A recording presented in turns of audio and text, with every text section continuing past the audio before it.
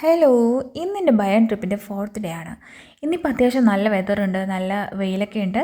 അപ്പോൾ എൻ്റെ ബ്രദർ ഇന്ന് സൈക്കിളിലാണ് പോകുന്നത്. അപ്പം നല്ല വെതറുള്ളപ്പോൾ പുള്ളിക്കാരൻ സൈക്കിളിലാണ് പോകുന്നത്. അപ്പോൾ അവൻ പുറത്തോട്ട് പോയപ്പോൾ ഞാൻ പറഞ്ഞു, ഞാനെന്തിനാ ഒറ്റയ്ക്ക് റൂമിൽ തന്നെ ഇങ്ങനെ ഇരിക്കുന്നത്, ഞാൻ എവിടെയെങ്കിലും ഒറ്റയ്ക്ക് പുറത്ത് പോയാലോ, സ്ഥലമൊക്കെ ചുമ്മാ കാണാം, അപ്പോൾ ബോറടിക്കത്തില്ലല്ലോ. ഈ പൂച്ചക്കുട്ടി നമ്മുടെ മേളത്തെ റൂമിലെ പൂച്ചക്കുട്ടിയാണ് കേട്ടോ.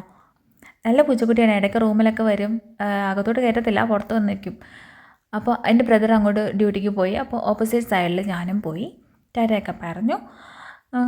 അപ്പോൾ എൻ്റെ ലക്ഷ്യം എന്ന് വെച്ചാൽ ഇവിടെ അടുത്ത് കുറേ ഫീൽഡുകളുണ്ട്, കൃഷി സ്ഥലങ്ങളുണ്ട്. അപ്പോൾ അവിടേക്ക് പോകണം.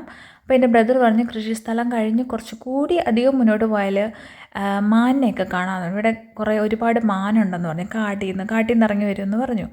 അപ്പോൾ അതിനെയും കാണാം എന്നാണ് എൻ്റെ ലക്ഷ്യം. അപ്പോൾ ഇവിടെ ഓപ്പോസിറ്റുള്ള കുറേ ആപ്പിൾ ട്രീസാണിത് കേട്ടോ. ഇവിടെ വന്നിട്ട് എവിടെ നോക്കിയാലും ഇത് മാത്രമേ കാണാനുള്ളൂ. അപ്പം ഞാൻ ഒറ്റയ്ക്ക് ഇങ്ങനെ മുന്നോട്ട് പോകണം. നല്ല വെതർ ആയതുകൊണ്ട് വലിയ തണുപ്പുണ്ടോ എന്ന് ചോദിച്ചാൽ തണുപ്പുണ്ട്, ഇടയ്ക്ക് ചെറുതായിട്ട് മഴയൊക്കെ പെയ്യുന്നുണ്ട്, എന്നാലും പെട്ടെന്ന് വെയിലും വരും. ഇവിടുത്തെ വെതർ അങ്ങനെയാണ്, ഇടയ്ക്ക് മാറിയും മറിഞ്ഞും വരും. ഒരു കോൺസ്റ്റൻ്റ് ആയിട്ടുള്ളൊരു വെതർ കൺസിസ്റ്റൻസി ഇല്ല.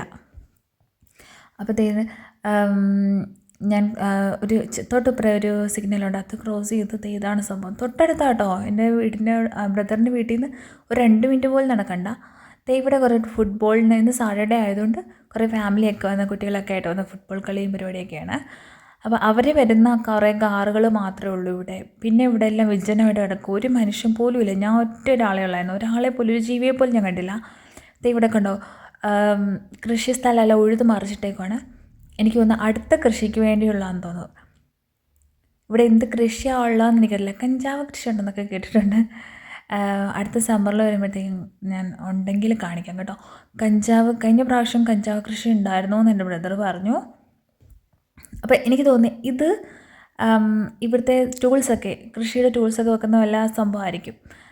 അപ്പോൾ ഞാൻ നമ്മുടെ റൈപ്സീഡിൻ്റെ കൃഷി സ്ഥലത്തോട്ട് പോയി തേടോ. നല്ല രസമുണ്ട് ഈ പൂക്കൾ കാണാനായിട്ടോ.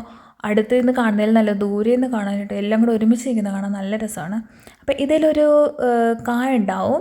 ആ നമ്മുടെ കടുക് പോലത്തെ ഒരു കടുക് ഞാൻ കണ്ടിട്ടില്ല, ഇങ്ങനെ വീഡിയോയിൽ കേട്ടിട്ടുള്ള കടുക് പോലത്തെ ഒരു കായാണ്. അപ്പോൾ ഇത് കുറച്ചും കൂടി മൂക്കാനുണ്ട്, ഇത് കുറച്ചുകൂടി വളരാനുണ്ട്.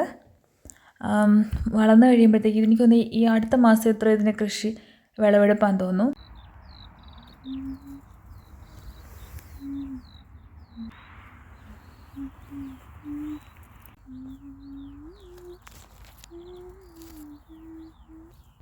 പിന്നെ അധികം ഞാൻ മുന്നോട്ട് പോയില്ല കേട്ടോ. അവിടെ ഒരു മനുഷ്യനെയും കാണാത്തതുകൊണ്ട് എനിക്കെന്തോ ഒരു പേടി പോലെ തോന്നി. ഇവിടെ പേടിക്കാനൊന്നുമില്ല, എന്നിരുന്നാലും എനിക്കെന്തോ ഒരു പേടി. എൻ്റെ വീട്ടിൽ നിന്ന് വിളിച്ചപ്പോൾ പപ്പ പറഞ്ഞു അധികം ഒന്നും മുന്നോട്ട് പോകണ്ട, ആരും അവിടെ കാണുന്നില്ല എന്ന് പറഞ്ഞു.